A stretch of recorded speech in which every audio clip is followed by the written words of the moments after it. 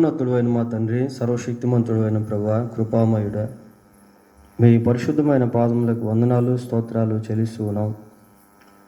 మీరు ప్రేమించి మాకు ఇచ్చిన మరొక మీ జీవవాక్యాన్ని వినే అవకాశాన్ని బట్టి మీకు స్తోత్రాలు. ఈ వాక్యము ద్వారా మాతో మాట్లాడి మమ్మల్ని బలపరచండి. ఈ బైబిల్ అధ్యయనమును మాకు దీవెనకరముగా చేయమని వేడుకుంటూ మా ప్రభు అయిన యేసుక్రీస్తు ఉన్నతమైన నామంలో ప్రార్థన చేస్తున్నాము తండ్రి, ఆమేన్.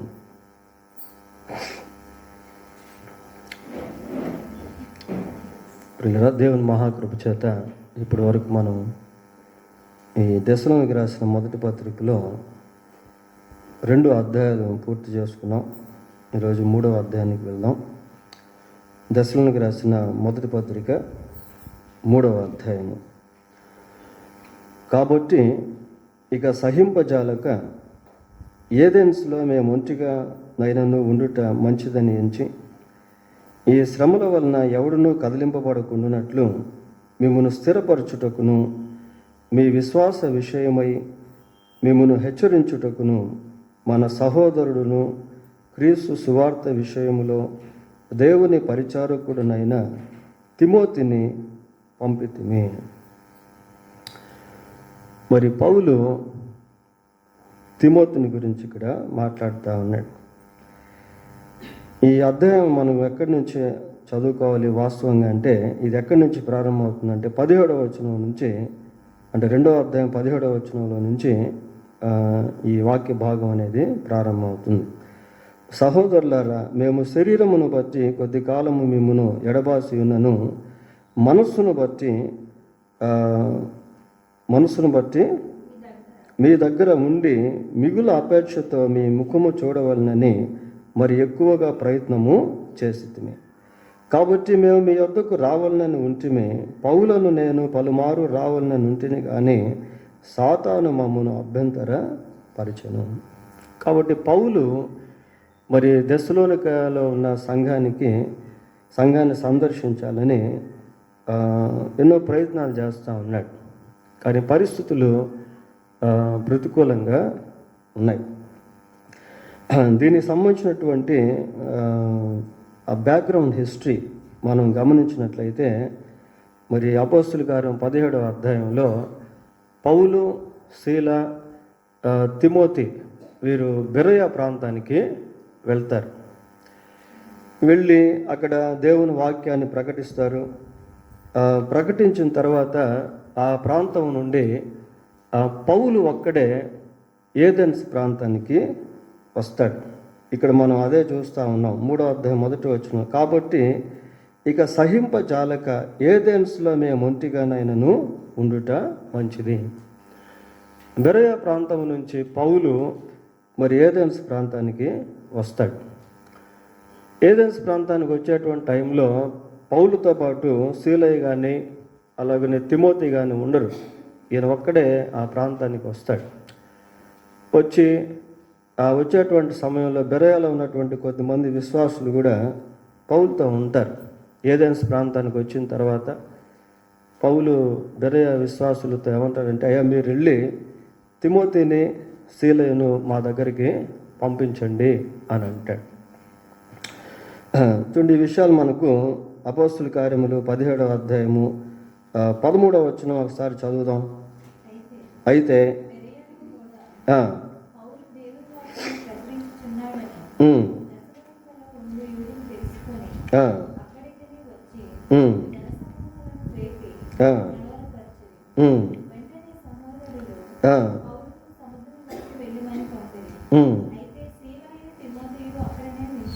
అయితే శీలయు తిమోతియు అక్కడనే నిలిచిపోయిరి. ఇప్పుడు పౌలు మాత్రమే ఏథెన్స్లో ఉన్నాడు, వీళ్ళిద్దరు లేరు. అటువంటి సమయంలో వీళ్ళకి ఏమనిపించింది అంటే, ఇక పౌలు మళ్ళీ దెస్సలోనికకు వెళ్ళేదానికి అవకాశం లేనందువలన తిమోతిని దెస్సలోనికకు పంపించాడు. శీల బెరయలోనో లేకపోతే మాసిదోనియాకో వెళ్ళాల్సి వచ్చింది. మరి తిమోతి మాత్రం దెస్సలోనికకు వచ్చాడు. ప్రియులు, అదే మనం ఇక్కడ దానికి సంబంధించినటువంటి బిట్టు ఇక్కడ మనం దశలోని మొదటి పత్రిక 3వ అధ్యాయం మొదటి 3 వచనాల్లో మనం చూస్తూ ఉన్నాం. సరే, ఎందుకు తిమోతిని పౌలు ఈ దెస్సలోనిక సంఘానికి పంపించాడు అని అంటే, ఇక్కడ మనం చదువుతున్నాం ఏమంటే, ఈ శ్రమల వలన ఎవడును కదిలింపబడకుండానట్లును మిమ్మును స్థిరపరచుటకును మీ విశ్వాసము విషయమై మిమ్మును హెచ్చరించుటకును.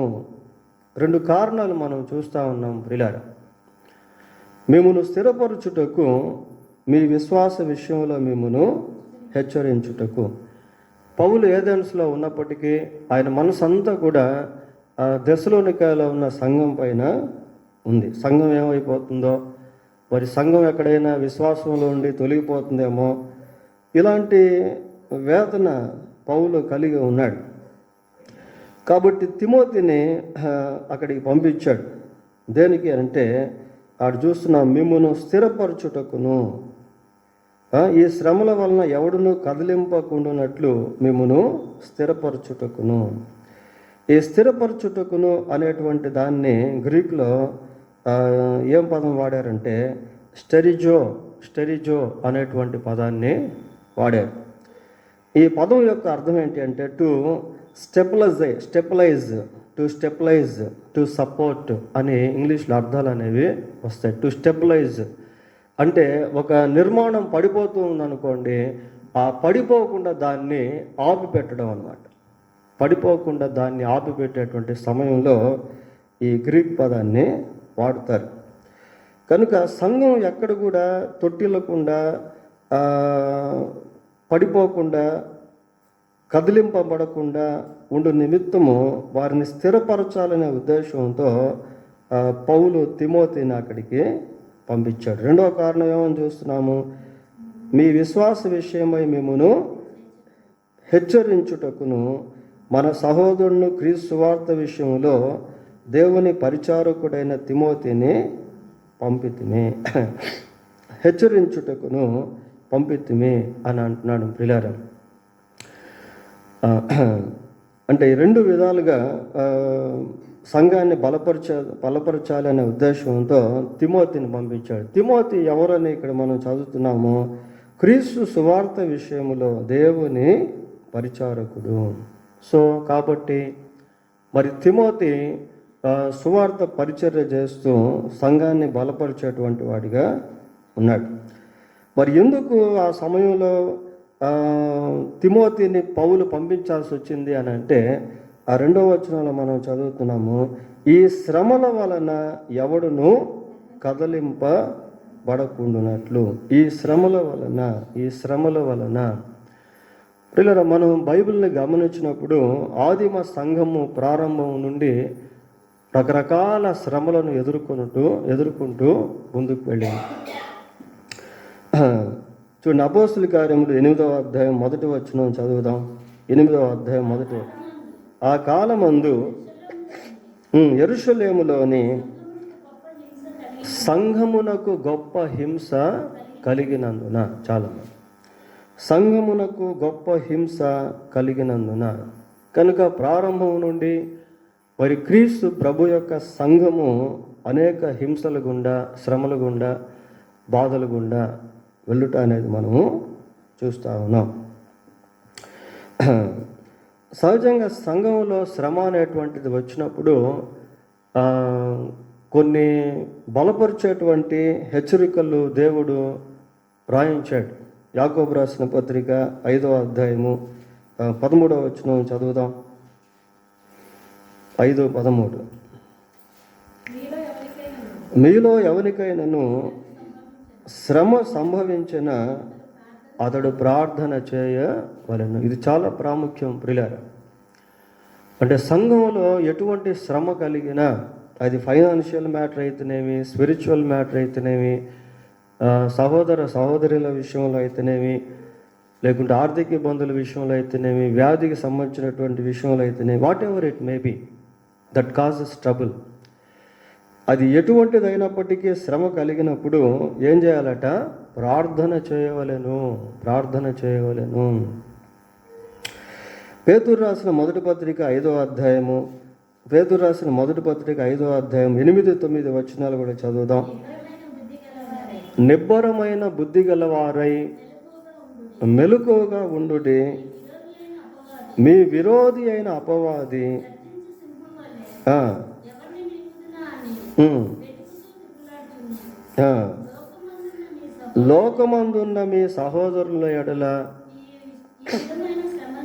ఈ విధమైన శ్రమలే నెరవేరుచున్నవని ఎరిగి విశ్వాసమందు స్థిరులై వానిని ఎదురు విశ్వాసమందు స్థిరులై.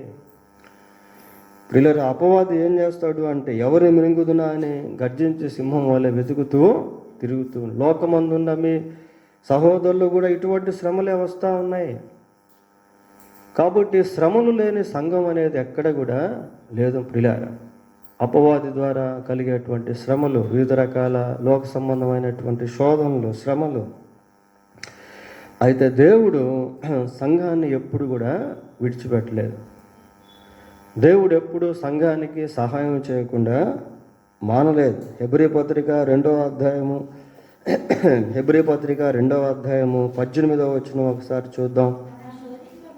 తాను శోధింపబడి శ్రమ పొందెను గనుక శోధింపబడి వారికి సహాయము చేయగలవాడే ఉన్నాడు. ఎవరట ఆయన? ప్రభు అయిన యేసుక్రీస్తు వారు. ప్రియులారా, ఆయన శోధింపబడి శ్రమ పొందాడు కనుక మరి ఎవరైతే శ్రమ పొందుతున్నారో వారికి ఆ శ్రమల్లో సహాయం చేసేటువంటి వాడుగా ఉన్నాడు.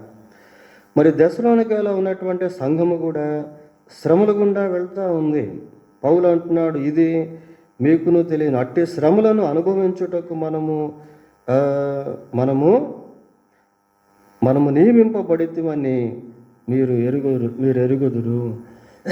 ముందుగానే సంఘానికి శ్రమలను గురించి పౌలు తెలియపరిచాడు. ప్రియులారా, వారు అటువంటి శ్రమల గుండా వెళ్ళారు. చూడండి, 2వ అధ్యాయం 14వ వచనం చదువుదాం. దశలోకి రాసిన మొదటి పత్రిక. అవును సహోదరులారా, మీరు యూదయాలో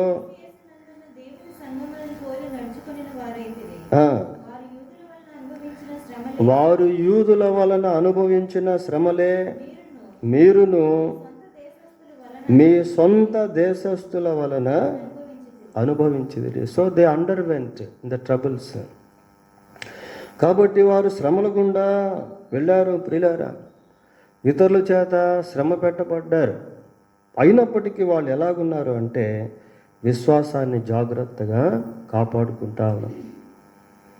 అయితే పౌలు భయపడుతున్నాడు. అయ్యో, ఈ శ్రమల్లో సంఘం ఎక్కడైనా కదిలిపోతుందేమో, సంఘం ఎక్కడైనా పడిపోతుందేమో, వెనక్కి వెళ్ళిపోతారేమో అనేటువంటి భయము, బాధ, వేదన పౌలు కలిగి ఉన్నాడు. తిమోతికి రాసిన 2వ పత్రిక 3వ అధ్యాయము. ఇక్కడ ఒక మాట మనం చదువుతాం ప్రియులారా. తిమోతికి రాసిన 2వ పత్రిక 3వ అధ్యాయము 12వ వచనం చూడండి. క్రీస్తు యేసునందు సద్భక్తితో బ్రతకను ఉద్దేశించు వారందరూ హింస పొందుదురు. సద్భక్తితో, క్రీస్తు యేసునందు సద్భక్తితో బ్రతకను ఉద్దేశించు వారందరూ కూడా ఏం పొందుతారట? హింస పొందుతారట ప్రియులారా. So to keep our godly life, ఆ భక్తిని కాపాడుకునేటువంటి దాని కొరకు శ్రమ అనుభవించడం, హింస అనుభవించడం. ఈ దశలోనికలో ఉన్నటువంటి సంఘము కూడా శ్రమల గుండా వెళ్ళింది. అయితే వారు విశ్వాసాన్ని జాగ్రత్తగా కాపాడుకున్నారు. 5వ వచనం చూడండి, 3వ అధ్యాయం. ఇందుచేత నేనును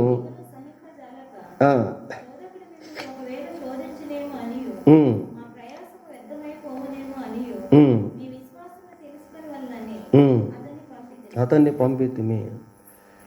ప్రియులారా, పౌలు మరి దశలోనిక సంఘానికి దూరంగా ఉన్నప్పటికీ ఆయన మనస్సు సంఘం పైనే ఆనుకొని ఉంది. ఎక్కడైనా శోధకుడు చేత శోధించబడి సంఘం మరి వెనక్కి జారిపోతుందేమో, ప్రయాస వ్యర్థమైపోతుందేమో అని పౌలు బాధపడుతూ ఉన్నాడు ప్రియులారా. ఇటువంటి పదజాలం మనకు బైబిల్ అక్కడక్కడ కనబడుతుంది. చూడండి, కొరింథీయులకు రాసిన 2వ పత్రిక 11వ అధ్యాయము కొరింథీయులకు రాసిన 2వ పత్రిక 11వ అధ్యాయం 2-3 వచనాలు చదువుదాం. దేవాసక్తితో ఆ, నీ ఎడల ఆసక్తి కలిగి ఉన్నాను. ఉమ్, ఎందుకనగా ఆ. పవిత్రురాలైన కన్యకలుగా పవిత్రురాలైన కన్యకనుగా ఒకడే పురుషునికి అనగా క్రీస్తుకు సమర్పింపవలనని క్రీస్తుకు సంవర్పింపవలనని ప్రదానం చేసితిని గాని ఆ, సర్పము ఉమ్, తన కుయుక్తి చేత హవ్వను మోసపరిచినట్లు ఆ. మీ మనసుల్లో చెప్పబడి మీ మనసులను చెరపబడి క్రీస్తు ఎడలనున్న సరళత నుండి క్రీస్తు ఎడలనున్న సరళత నుండి పవిత్రత పవిత్రత నుండి నుండి పేరును తెలుగుకోనేమో అని భయపడు. చూడండి ప్రియులరా, కొరింథీలో ఉన్న సంఘం గురించి మాట్లాడుతూ ఉన్నాడు. ఇక్కడ దశలోనికలో ఉన్న సంఘం గురించి మాట్లాడుతున్నాడు. ఎక్కడైనా వాళ్ళు ఆ సరళతలో నుండి తొలగిపోతారేమో, ఆ యొక్క పవిత్రతను కోల్పోతారేమో, మళ్ళీ వెనక్కి వెళ్ళిపోతారేమో, జారిపోతారేమో అని పౌలు ఎంతగానో భయపడుతూ ఉన్నాడు ప్రియులారా. గలతీ పత్రిక 4వ అధ్యాయము, గలతీలకు రాసిన పత్రిక 4వ అధ్యాయము 11వ వచనం చదువుదాం. మీ మీ విషయమై విషయమై పడిన కష్టము వ్యర్థమైపోవునేమో నేను పడిన కష్టము వ్యర్థమైపోవునేమో అని మిమ్మల్ని గూర్చి మిమ్మును భయపడు. గూర్చి భయపడుచున్నాను. ఎందుకు ఆ మాటలు అంటున్నాడు అంటే, ఆ పై వచనంలో వాళ్ళు ఆచార సంబంధమైనటువంటి వాటిని ఆచరిస్తూ వచ్చారు ప్రియులారా. సో పాల్ వాస్ కాబట్టి పౌలుకి ఎంతో బాధ కలిగింది. మా ప్రయాస వ్యర్థమైపోద్దేమో, మీ నిమిత్తం మేము పడిన కష్టం వ్యర్థమైపోద్దేమో అని పౌలు ఇటువంటి మాటలు రాస్తూ ఉన్నాడు ప్రియులారా. కానీ దశలోనికలో ఉన్నటువంటి సంఘం మాత్రం ఎక్కడ కూడా కదల్చబడట్లేదు. దాని యొక్క స్టాండర్డ్స్ సంఘం ఎంతో జాగ్రత్తగా పునాదులను కాపాడుకుంటూ వచ్చింది ప్రియులారా. పౌలు తిమోతిని పంపించినప్పుడు తిమోతి వెళ్ళి బాగా అబ్జర్వ్ చేసి అసలు సంఘంలో ప్రజలు ఎలాగున్నారు, వాళ్ళ భక్తి ఎలాగుంది, వాళ్ళ విశ్వాసం ఎలాగుంది, వారి ప్రార్థనా జీవితం ఎలాగుంది, శ్రమల్లో వారు మరి దేవుని పట్ల ఎలాగున్నారు. వాళ్ళలో చాలామంది అన్ని కుటుంబంలోంచి దేవుని నమ్ముకున్నారు. మనం అంతకుముందు దినాల్లో చూసాం, విగ్రహారాధన విడిచిపెట్టి జీవము గల దేవుని వద్దకు వారు తిరిగారు ప్రియులారా. ఆ తిమోతి గమనించినప్పుడు మరి ఈ సంఘస్థులు చాలా చక్కగా ఆత్మీయంగా ఉండుట అనేది చూశాడు. చూసి ఆ సమాచారాన్ని పౌలు దగ్గరికి తీసుకెళ్ళాడు. 6వ వచనం చూడండి. తిమోతియు, ఆ, ఇప్పుడు మీ యొద్ద నుండి ఆ, మా యొద్దకు వచ్చి ఉమ్, మేము మిమ్మల్ని ఎలాగ చూడని అపేక్షించుచున్నామో ఆ, అలాగే మీరు మమ్మల్ని చూడని అపేక్షించుచు ఉమ్, ఎల్లప్పుడూ మమ్మల్ని ప్రేమతో జ్ఞాపకం చేసుకునిచున్నారని ఉమ్. మీ విశ్వాసమును గూర్చి మీ ప్రేమను గూర్చి మీ విశ్వాసమును గూర్చియు మీ ప్రేమను గూర్చియు సంతోషకరమైన సమాచారమును మాకు తెచ్చెను. మరి ఇందాక మనం అపోస్తలుల కార్యం 17వ అధ్యాయంలో చూసాం. పౌలు ఏథెన్స్లో నిలిచాడు, తిమోతినేమో దెస్సలోనికైకి పంపించాడు, సీలయు బేరయలోనో లేకపోతే మాసిదోనియాకో పంపబడ్డాడు ప్రియులారా. ఆ తర్వాత ఏమైంది అంటే, ఈ తిమోతి సీలయు వీళ్ళిద్దరూ కూడా కలిసి మళ్ళీ పౌలు దగ్గరికి వచ్చారు. పౌలు దగ్గరికి వచ్చినప్పుడు పౌలు ఎక్కడున్నాడు ఆ సమయంలో అంటే కొరంథీ పట్టణంలో ఉన్నాడు. చూడండి, ఆ మాట కూడా ఒకసారి మనం చూద్దాం. అపోస్తలుల కార్యములు 18వ అధ్యాయము, అపోస్తలుల కార్యములు 18వ అధ్యాయం 1వ వచనం చూడండి. అటు తర్వాత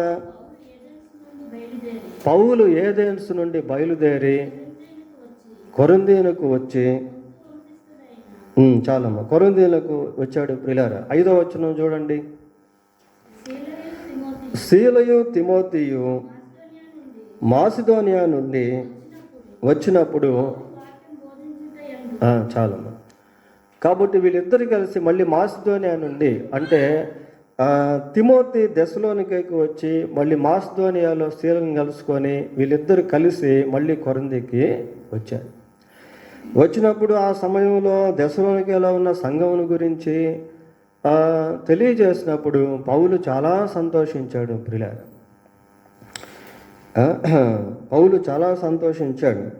ఇక్కడ ఏమంటున్నాడంటే, తిమోతి ఇప్పుడు మీ యొద్ద నుండి మా యొద్దకు వచ్చి మేము మిమ్మల్ని ఎలాగ చూడని అపేక్షించుచున్నామో అలాగే మీరును మమ్మను చూడని అపేక్షించుచు ఎల్లప్పుడూ మమ్మను ప్రేమతో జ్ఞాపకము చేసుకొనుచున్నారని. మీ విశ్వాసమును గూర్చి మీ ప్రేమను గూర్చి సంతోషకరమైన సమాచారమును మాకు తెచ్చను. ఇక్కడ మ్యూచువల్ రిలేషన్షిప్ అనేటువంటిది మనం చూస్తాం ప్రియులారా. అంటే సేవకులు సంఘాన్ని ఏ విధంగా ప్రేమిస్తున్నారో సంఘం కూడా సేవకులను ఆ విధంగా ప్రేమిస్తాం. Mutual relationship. దాని గురించే పౌలు ఇక్కడ మాట్లాడుతూ ఉన్నాడు. దాని గురించే పౌలు ఇక్కడ మాట్లాడుతున్నాడు ప్రియులారా.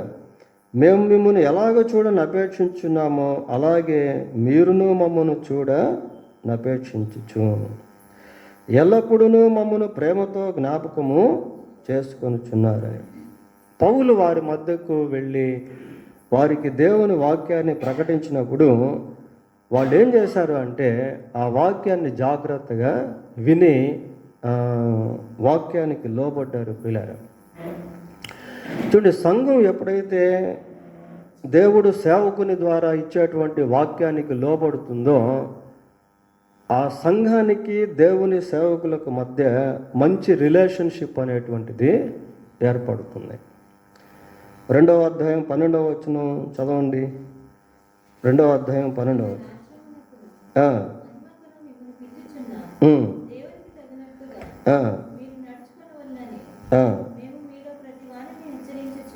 అమ్మ 2వ అధ్యాయము 13వ వచనం చూడండి. 13వ వచనం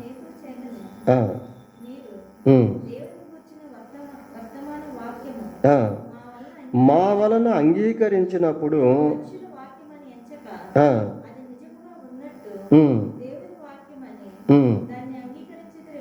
చాలు ప్రియులారా, వాళ్ళు దేవుని వాక్యాన్ని అంగీకరించారు. పౌలు వారికి దేవుని మాటలు చెప్తూ ఉన్నప్పుడు వాళ్ళు ఏ ఉద్దేశంతో వాక్యం విన్నారు అంటే ఇది మనుషుల వలన వచ్చింది కాదు. కాబట్టి సరైన గ్రహింపుతో వాళ్ళు దేవుని వాక్యాన్ని అంగీకరించారు ప్రియులారా. అంతకుముందు మనం చూసాం ఏ విధంగా వాళ్ళు దేవుని వాక్యాన్ని అంగీకరించారో అన్న గ్రీక్ పదాల్లో ఉన్న భావాలను అంతకుముందు మనము పాఠాల్లో చెప్పుకున్నాం.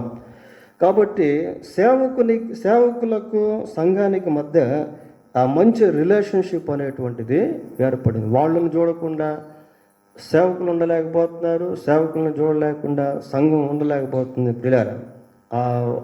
వారిరువురి మధ్య లేక ఇరు వర్గాల మధ్య మంచి సంబంధ బాంధవ్యాలు అనేటువంటివి వారు కలిగి ఉన్నాయి. అది పౌలుకి ఎంతో సంతోషాన్ని కలిగించింది. కేవలం వారు విశ్వాసంలో స్థిరులుగా ఉండడం మాత్రమే కాకుండా సేవకుల విషయంలో కూడా మంచి ఆసక్తి కలిగినటువంటి వారిగా ఉండుట చూసినప్పుడు పౌలు ఎంతో సంతోషించాడు, ఆనందించాడు. సరే, 7వ వచనం కూడా చదువుదాం. సహోదరులారా,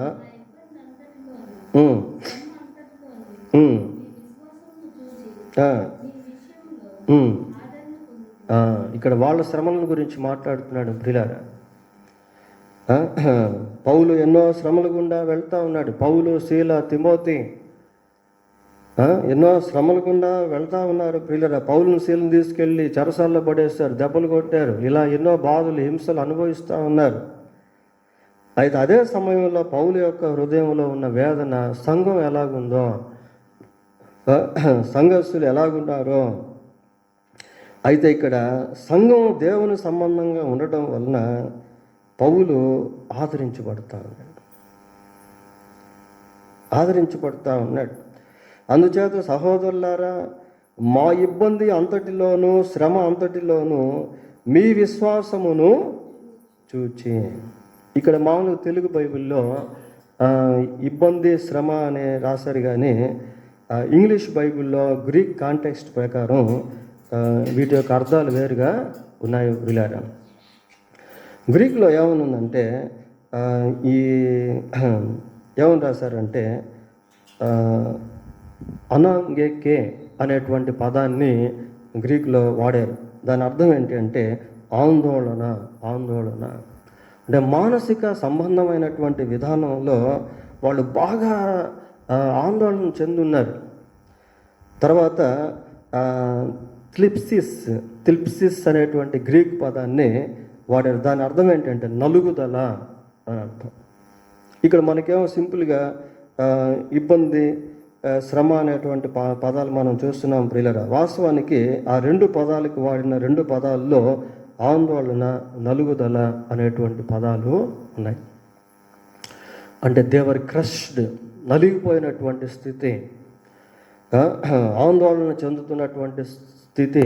ఒక పక్క శారీరకంగా శ్రమ అనుభవిస్తున్నారు, మరొక పక్క సంఘాల విషయంలో ఎంతో ఆందోళనకు గురైపోతున్నారు, ఒత్తిడికి గురైపోతున్నారు. సంఘం ఏమైపోతుందో, సంఘం ఎలాగుందో అన్న ఒత్తిడికి గురైపోతున్నారు ప్రియులారా.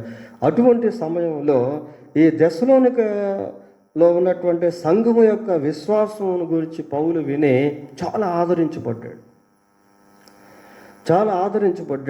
అది వారికి ఎంతో ఆనందాన్ని కలుగు చేసింది, సంతోషాన్ని కలుగు చేసి they forgot their trouble, their anxiety.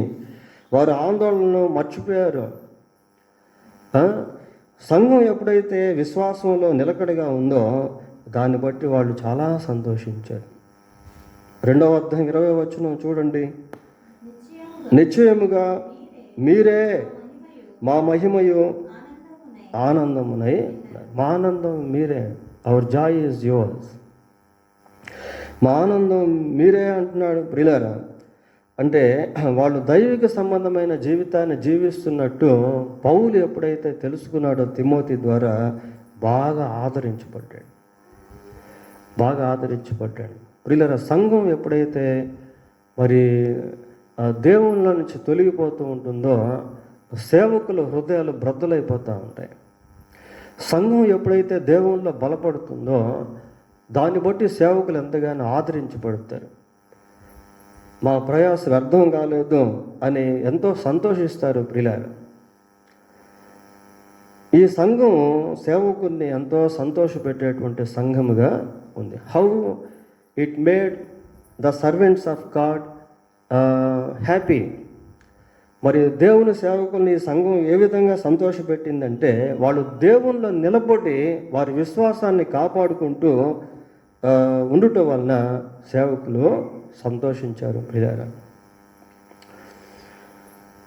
నేటి దినాల్లో మనం గమనించినట్లయితే ఎన్నో ప్రాంతాల్లో ఎంతోమంది సేవకులు నలిగిపోతూ ఉన్నారు. ఎందుకు అంటే సంఘాల్లో ఉన్నటువంటి విశ్వాసులు దేవుల్లో ఉండటం లేదు, విశ్వాసంలోంచి తొలగిపోయేటువంటి వారిగా ఉన్నారు, లోకంలో కలిసిపోయేటువంటి వారిగా ఉన్నారు, లోక సంబంధమైనటువంటి ఆచారాల చేత ఏడవబడేటువంటి వారిగా ఉన్నారు, సైతాన్ యొక్క శోధనలకు లొంగిపోయేటువంటి వారిగా ఉన్నారు ప్రియులారా. అయితే దశలోనికలో ఉన్నటువంటి సంఘం మాత్రము చాలా వ్యత్యాసంతో కూడినటువంటి సంఘం. ఈ సంఘానికి కూడా శ్రమలు వచ్చాయి, కష్టాలు వచ్చాయి, బాధలు వచ్చాయి, కానీ ఎక్కడ కూడా విశ్వాసాన్ని కోల్పోవటం లేదు ప్రియులారా. అది చూసి పౌలు ఎంతగానో సంతోషించాడు. 8వ వచనం చదువుదాం. ఏలయనగా మీరు ప్రభువునందు స్థిరముగా నిలిచితిరా, మేమును బ్రతికినట్టే. చూడండి ప్రియులారా, లింకింగ్ అన్నమాట, అవినాభావ సంబంధాలు. దశలోనికి రాసిన 2వ పత్రిక 2వ అధ్యాయము 15వ వచనం చదువుదాం. నిలకడగా ఉండి మా నోటి మాట వలనైనను మా పత్రిక వలనైనను మీకు బోధింపబడిన విధులను చేపట్టండి. మీకు బోధింపబడిన విధులు మా నోటి మాట ద్వారా, మా పత్రిక ద్వారా అయితే మీకు ఏ విధులైతే బోధింపబడ్డాయో వాటిని చేపట్టండి. నిలకడగా ఉండండి. స్టాండ్ ఫార్మింగ్ గురించి మాట్లాడుతున్నాను, స్థిరత్వం గురించి, నిలకడగా ఉండే దాని గురించి మాట్లాడుతున్నాను ప్రియులారా. అంటూ మళ్ళీ ఇంకా ఏమంటున్నాడు అంటే 9-10 వచనంలో కూడా చూద్దాం. మేము మీ ముఖము చూచి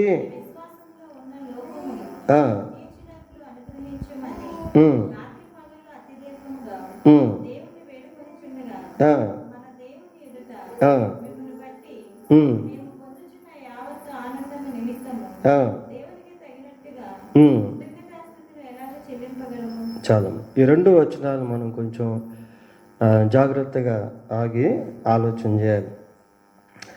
ఏమని చెప్తున్నాడంటే, మేము మీ ముఖము చూచి మీ విశ్వాసములో ఉన్న లోపమును తీర్చునట్లు అనుగ్రహించమని రాత్రింబగళ్ళు అత్యధికముగా దేవుని వేడుకొని చుండగా.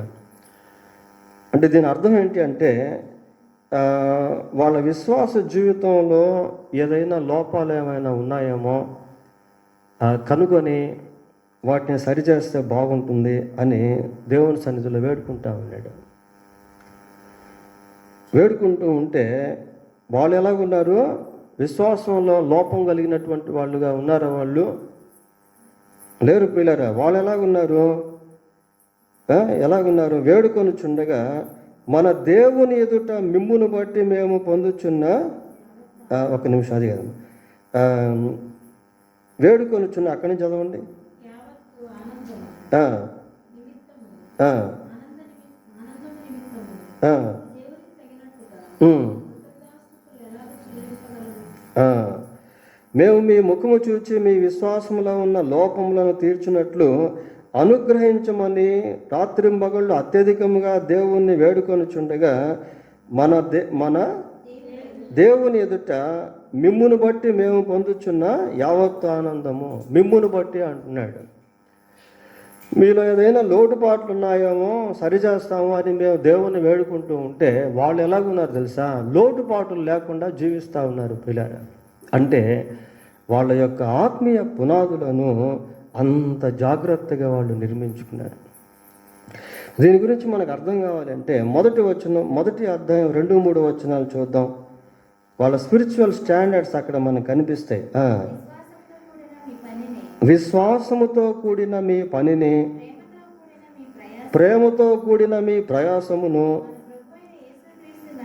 మన ప్రభు అయిన యేసుక్రీస్తు నందని నిరీక్షణతో కూడిన మీ ఓర్పును. చూడండి ఆ పదాలు ఎలాగున్నాయి. ఆ పదాలు చూడండి ఎలాగున్నాయి. విశ్వాసంతో కూడిన మీ పనిలో విశ్వాసం ఉంది, మీ ప్రయాసలో ప్రేమ అనేటువంటిది ఉంది. ప్రభు అయిన యేసుక్రీస్తు నందలి నిరీక్షణతో కూడిన మీ ఓర్పులో నిరీక్షణ అనేటువంటిది ఉంది. కాబట్టి ఇవన్నీ మనం గమనిస్తే వాళ్ళు ఎక్కడ లోటుపాట్లు అనేటువంటివి కనబడటం లేదు. ఏదైనా లోటు ఉందేమో సరిచేద్దామో అని పౌలు వెతుకుతూ ప్రార్థన చేస్తూ ఉంటే ఎక్కడ వాళ్ళలో లోటుపాట్లు కనబడటం లేదు.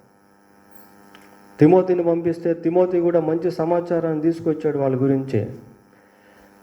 కాబట్టి వాళ్ళు అంత జాగ్రత్తగా దైవికంగా జీవిస్తున్నారు. కాబట్టి పౌలు అంటున్నాడు, ఏమంటాడంటే, యావత్తు ఆనందం నిమిత్తం అసలు దేవునికి మేము తగినట్లుగా కృతజ్ఞతాస్తుతులు ఎలాగునా అంత బాగున్నారు. మీరున్నటువంటి స్థితిని బట్టి మేము ఎంతగా దేవుణ్ణి స్తుతించాలి, ఎంతగా దేవుణ్ణి మేము స్తుతించగలము అన్నట్టుగా మాట్లాడుతూ ఉన్నాడు ప్రియులారా. ఇక్కడ సంతోషం గురించి కూడా అంటున్నాడు, యావత్తు ఆనందము నిమిత్తము అంటున్నాడు. ఈ యావత్తు ఆనందం అనేటువంటి దగ్గర వాడబడినటువంటి పదము ఎలాంటిది అంటే, మత్తయి సువార్త 2వ అధ్యాయము 10వ వచనం ఒకసారి చూడండి. 2:10.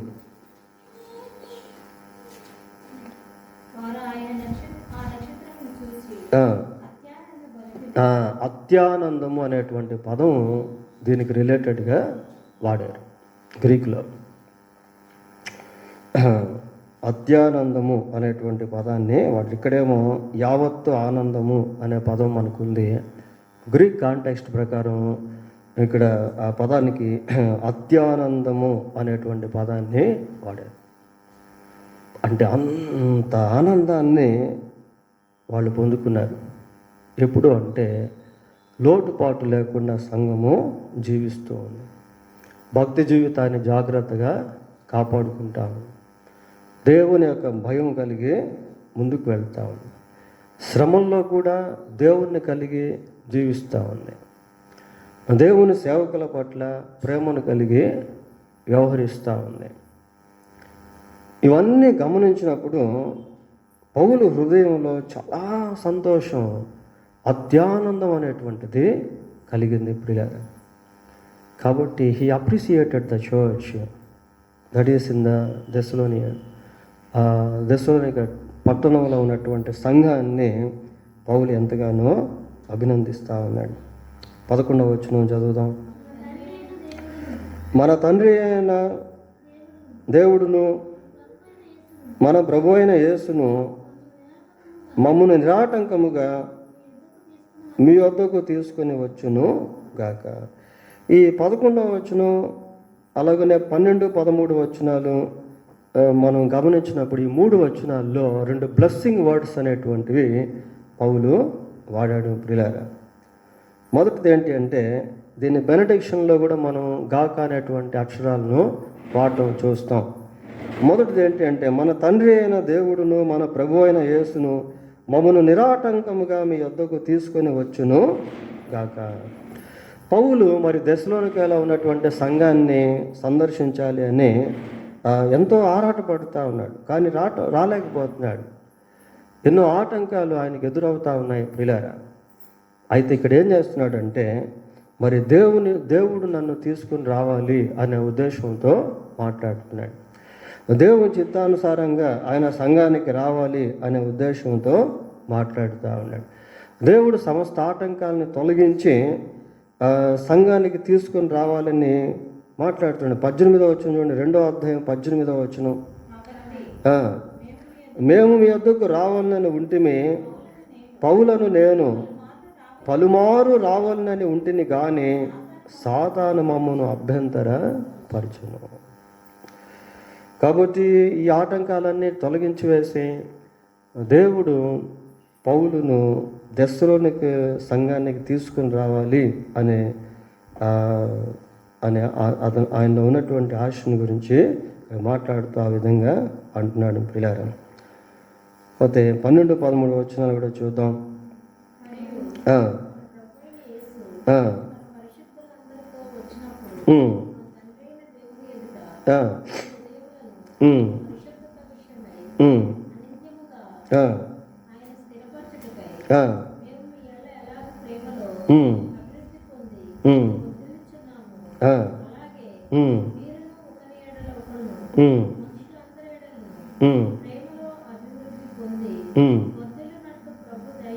ఇది 2వ బ్లెస్సింగ్ వర్డ్. ఇది చూడండి అంత పెద్దది ఉందో ఇది.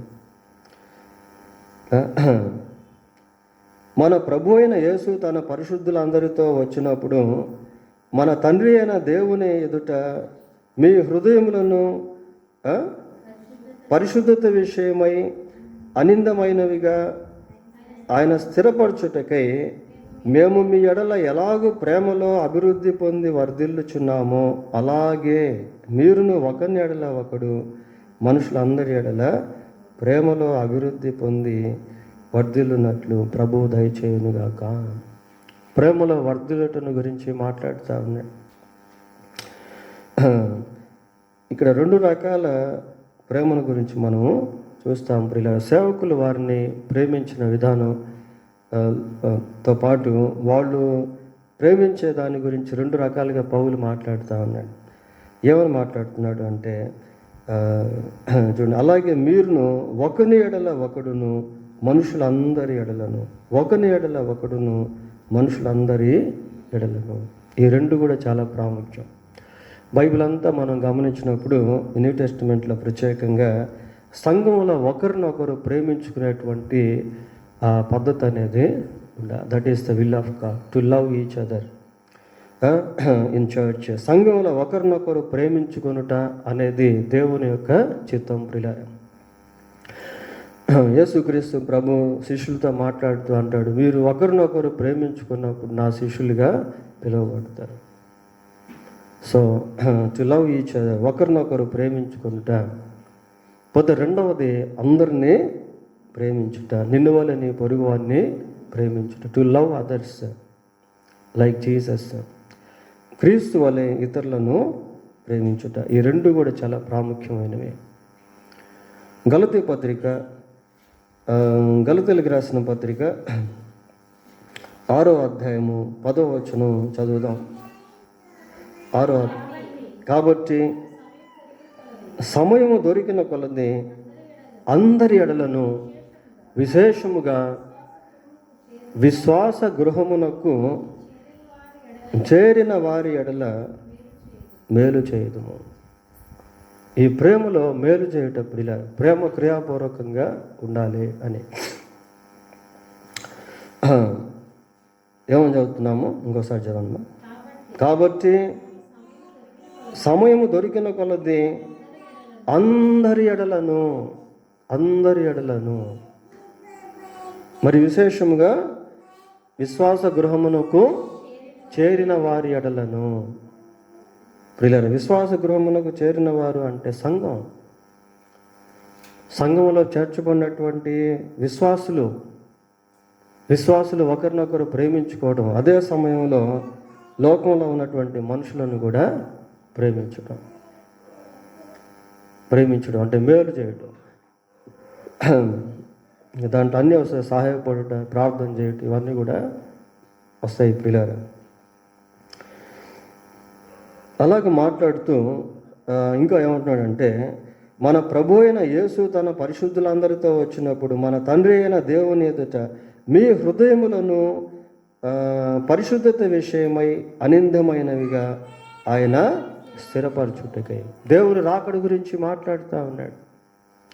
సేమ్ ఇటువంటి సిమిలర్గా అంటే దాదాపు ఇలాగే కనిపించేటువంటి ఇంకొక బెనడిక్షన్ కూడా ఆశీర్వాదపు వచనం 5వ అధ్యాయంలో మనం చూస్తాం. ప్రియులారా, 5:23 చదవండి.